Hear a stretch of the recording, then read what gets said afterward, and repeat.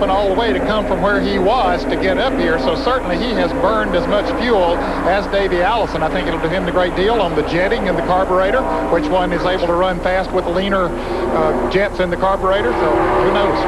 What did we have? 5 laps before they put them under green? Yeah, so they used up some gas there, not nearly as much under caution laps, but I think it'll be close. But they both spent a lot of time on their own in the race. Davey, of course, has led all the time, so he hasn't had anybody to help him much, and Stricklin has pulled himself up through the field. About 137 miles for these leaders on a tank of gas. That's going to get close as we get down to checker time. And somebody's going to check out on this one, and it could be very dramatic. Davey Allison stays up in front. I would say that they're on pins and needles, and those guys in the pits, you know, I'm sure they're standing there with their fingers crossed, saying a prayer. Please make it to the end. I wonder what they're telling Richard Petty right now. Dale Inman and company, I'm sure, are communicating with him about the situation on fuel. And I think that Jarrett really called it, that Stricklin has had to really run hard all day, as has Allison from the point. Here's Dave Despain. It's a reprise of mixed emotions for Judy Allison. A few years ago, her husband and her son ran 1-2 in the Daytona 500. Now she finds herself in Hut Stricklin's pit, but her son's leading the race. Mixed emotions? Yes, definitely mixed emotions, you know. I mean, it's our son out there, and then it's our own car driver, Hut Stricklin. And, you know, if Hut can do it, more power to him. But then again, if Davey's got it, well, I guess I'm for him too. Let me ask you again how you chose this pit to be in today. Well, mostly because this pit is our deal, which pays the bills. And the bills is what it's about in stock car racing. Judy's pulling them for them both, but she's in Hut's pit today.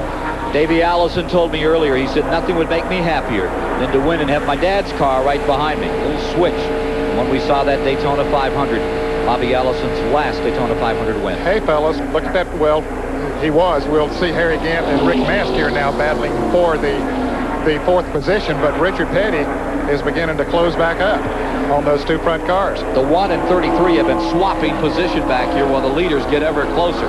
Mast is back to 4th. Gant is in 5th. That keeps going back and forth. Now we're back with the front 3. Here's Petty moving in. Save the tires a little, now ready to make the charge. Gosh, this is getting pretty much down to the wire for these guys. Look at that race for the lead there. That's Stricklin working this out. There's a lot to winning races is winning races, and you just don't get that many chances. And until you've done it a few times, sometimes just not quite sure what to do when you get out the front. 3 laps to go this time by. With 3 to go, Petty has moved right back up to challenge the 2 leaders.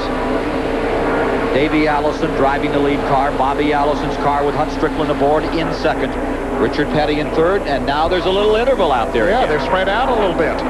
Did Davey Allison say, hey, it's just time to go now? Mike Joy?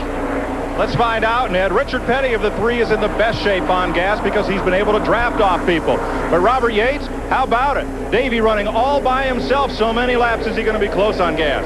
Well, you know, it uses smacks with power there, but we worked on this fuel thing. We got this Thunderbird, you know, really good on fuel. We think we can make it. We're going the distance, or trying to. They have rolled the dice.